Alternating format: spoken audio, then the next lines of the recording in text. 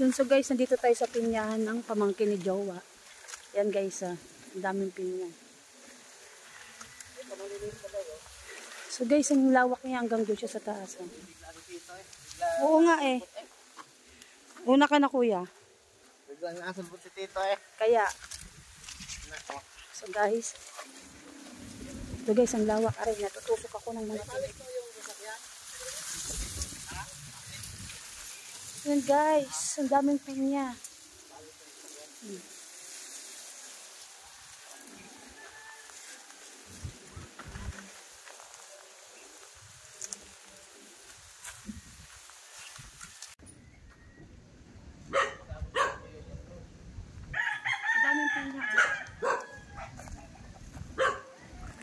Diyan ka tayo ka dyan oh.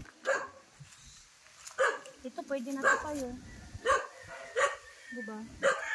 Tara na, baba na doon. Hindi na mahirap yung daan oh. Joji, halika rito Joji. Joey. Joey pa lang ano eh.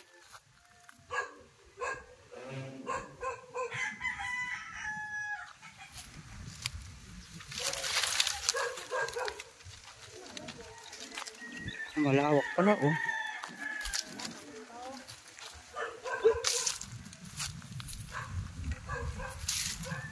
Ayan, malawak na yung pinyahan eh oh.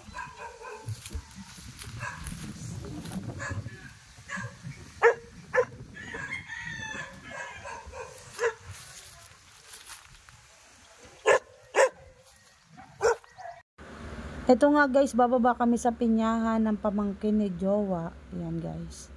Siya tong may hawak ng cellphone, dito siya sa taas dumaan. Ayoko dito kasi sobrang matarik yung daan at saka pababa yung daan. Yan. Ayun kami guys ng pamangkin niya. Inalalayan ako makababa dun sa unahan kasi nga matarik yung pababa. Yan. So guys, yan, papunta kami sa pinyahan. Ito palang pinyahan na to guys.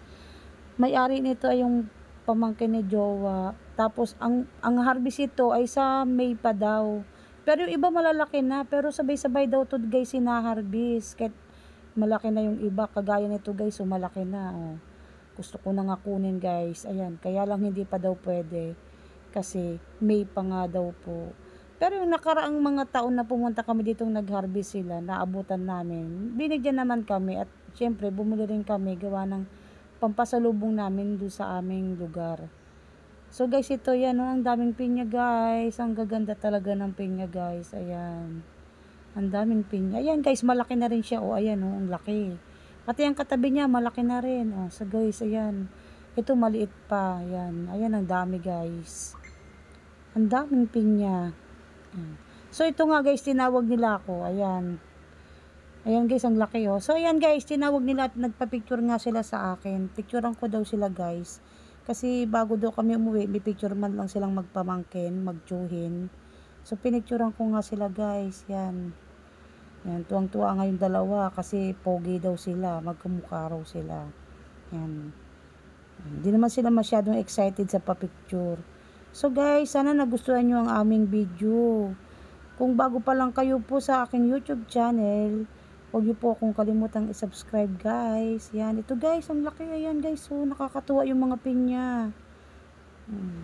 Ito guys. Ayan, ang dami talagang pinya. Pababa kami nito guys doon sa pinyahan. Kaya, medyo nagdadahan-dahan lang ako. Kasi baka gumulong ako pababa. Madaganan ko yung mga pinya guys. Kawawa. Sana guys, gustuhan nyo ang aming video. Enjoy. Enjoy lang po kayo sa panunood.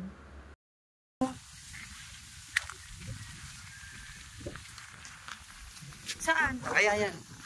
Okay ko, natusok ako. Yeah, malaki. Sige na. Ayun. Dito?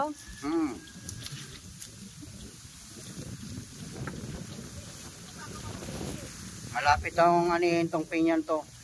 Buwan na lang. Yan na lang anihan ito. Ngayong May yan. Amin ka. Ito oh, malaki na oh.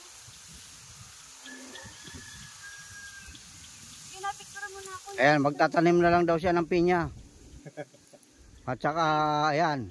Picture mo na ako.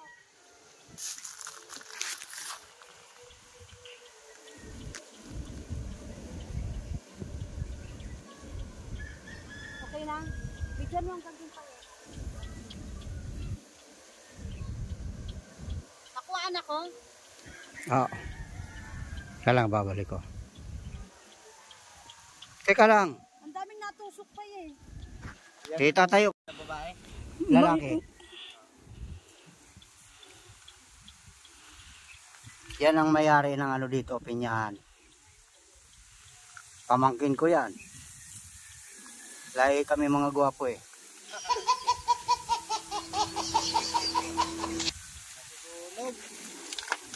Yung ano, mga dahon? Ah, sa sobrang init.